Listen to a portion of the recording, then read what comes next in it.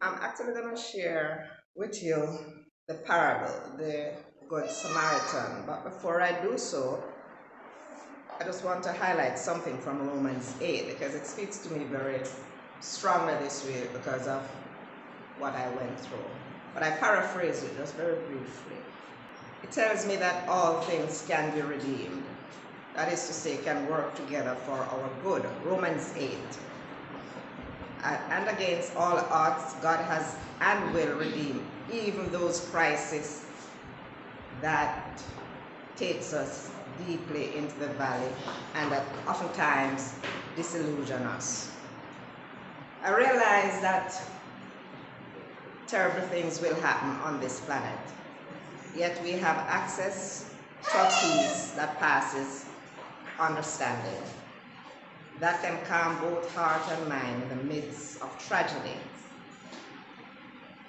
I find I've come to experience and realize that God's love is a fundamental truth of the universe, and I pray that you do not let your troubles obscure that fact. So rather than offering false optimism, I offer you the high challenge of trusting a God who can redeem what even seems irredeemable. Now, this Bible account is very short and it's found in Luke 10:25 through 37. In this parable, the scribe is asking Jesus, "Who is my neighbor?" First, let us visualize the scene. The road from Jerusalem to Jericho was a notoriously dangerous road. It was narrow, with rocky defiles and sudden turning, which made it the happy hunting ground for robbers. Second, let us look at the characters. There was a traveler. He was obviously a reckless and foolhardy character because people seldom attempted the Jerusalem to Jericho road alone. They would travel in convoys or caravans. But this traveler fell among thieves who laid blows upon him and left him half dead.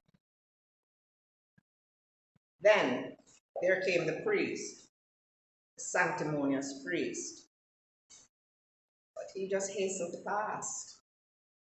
You see, it seems to me he feared the man was dead, and to touch him would mean losing his turn of duty in the temple, and he refused to risk that.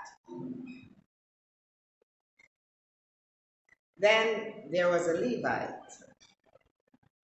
He seems to have gone nearer to the man, but the bandits were in the habit of using the coys.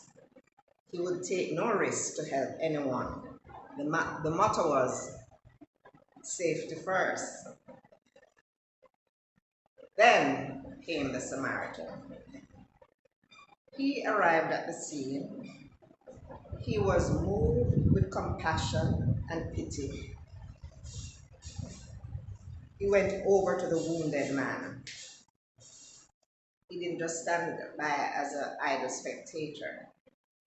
He bound the traveler's wound, put him on his beast, and took him to the inn and cared for him.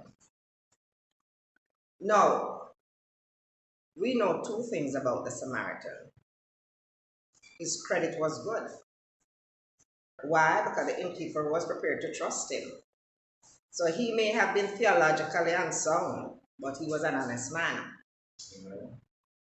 Secondly, he alone was prepared to help. So I think the love of God was in his heart.